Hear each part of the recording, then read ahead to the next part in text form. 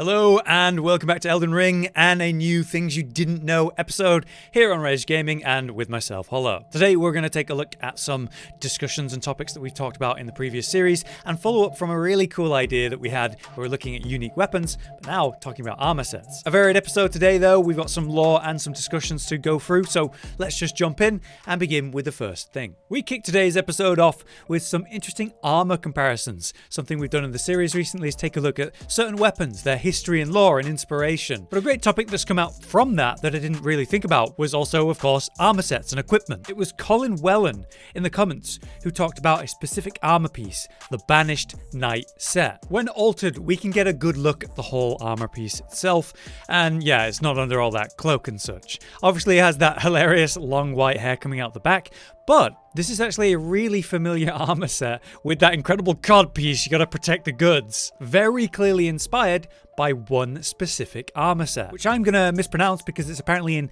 Italian name. Alessandro Farnese?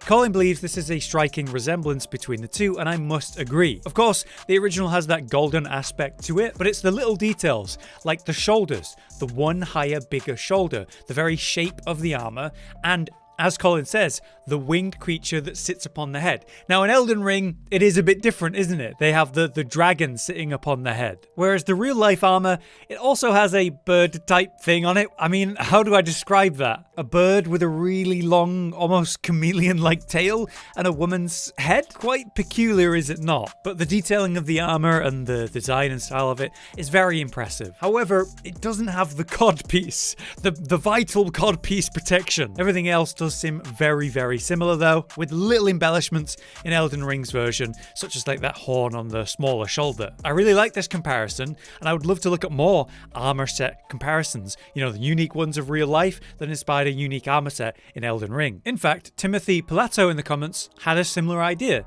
talking about two armor sets that had some real world inspiration, such as this enemy in front of me, the Mausoleum Knight, which has those wings coming up the back. These seem to be inspired by the real-world winged hussar, who had those really long, thin, sort of wing things coming out of their back. I can't imagine that would be very practical in real-world combat, and yet they were rated one of the most dangerous sort of military of their time, so they must have known what they were doing with their wings. The full armor set doesn't really replicate the winged hussars in true though. This is more of an Elden Ring armor set that we see replicated with different enemies, but with those iconic wings attached to reference that armor set, likely inspired by it. Lastly, Timothy also referenced the eccentric armor, the announcer that we encounter in Rykard and also has a storyline with Selin. He wears this armor set, this very unique, colourful armor, yes, but then with lots of sleeves of different colour and almost like a jester in a way, an armored jester. This seems inspired by the, I'm going to mispronounce this,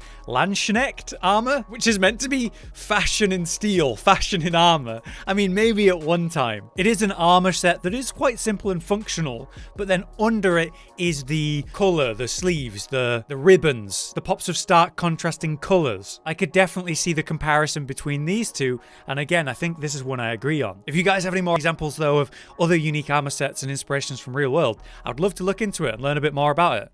Next, let's talk about Elden Ring's weapon techs. There are many different types of techniques that you can use with your weapons, with any weapon, to get a little bit more out of it, especially in PvP where mind games are relevant. There's a few where we've talked about this in the series. For example, the backstep attack is a great one, but one that's a bit awkward in all content because you're stepping away from the enemy.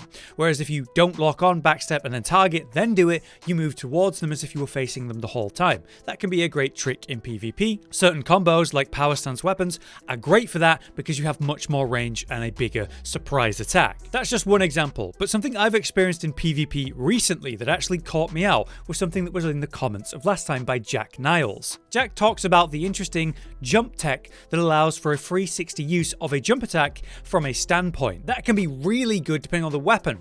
Maybe not with the katana, maybe the plunge attack, but with heavier weapons in particular, that can be really effective. It doesn't matter which way I jump. While I am locked onto the target, do my jump attack, it's going to go wherever I first tried to use it while locked on. Whereas if I don't lock on and then attack at the last possible second, I'm able to now use that jump attack in any direction, a complete 360 around me, however I'd like. Of course, I can also jump target and then do the jump attack, which will accurately land on the target, best used in PvP, where you're not really free aiming quite so much. As Jack says, this can be really powerful with your heavier or larger weapons. Little things like that are important to know to get the most out of your gameplay and your weapons.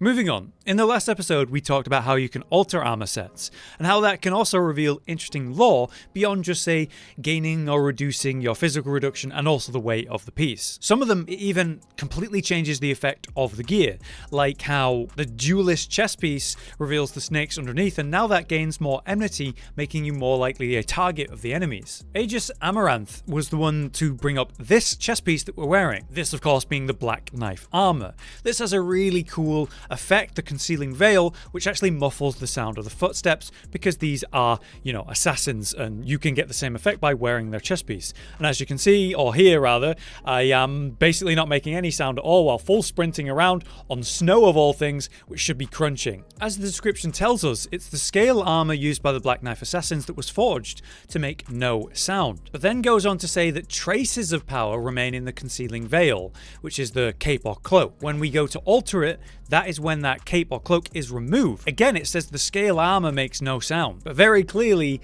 it is the cloak, the veil, that's causing that effect. I actually really like how the armor set looks when revealed, and you can see that it also has a bigger sort of one shoulder pauldron situation. It's a pretty cool looking set, even without the cloak. But yeah, as soon as I start running around, you can now hear the jingling of the armor of all things, which is supposed to be silent, and then the little bit of crunching on the snow as I begin to actually make sound when moving. It is specifically then the cloak that prevents sound, and that is revealed through altering armor. A really good catch there by Amaranth, thank you. For our next thing, we come back here again to the Eternal City of Nokron to follow up on that discussion that we had about the Fingerslayer Blade. The sacred relic sword is quite literally made of the body of Radagon and Marika, which we see in that cinematic as the Elden Beast takes form in the final fight of the game. But a question we posed following that topic was the Fingerslayer Blade, which also has that spiral, and the description states that yes, it was also made from a body.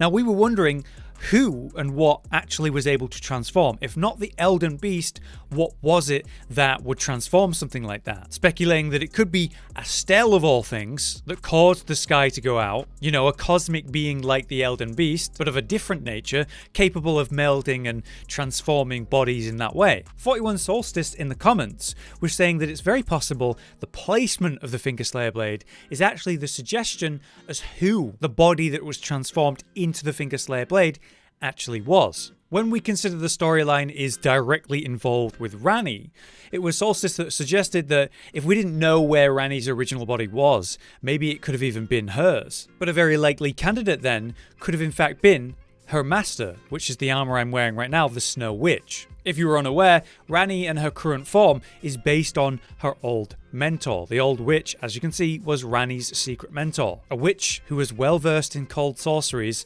that came from an unfamiliar, unknown background, and it may even be that Torrent was her horse. It would need to be a very important character to do the job, and Ranni would need to know of that character and the transformation. I like the concept here, but I'm not sure if Ranni's old mentor is a reliable enough answer, so I was wondering what you guys were thinking about this. Who was the body that was turned in to the Fingerslayer Blade? Do we even know?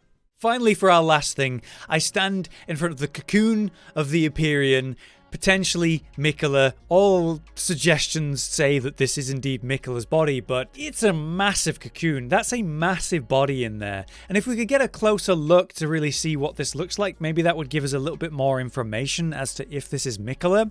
The ring, obviously, on the hand is sort of a giveaway.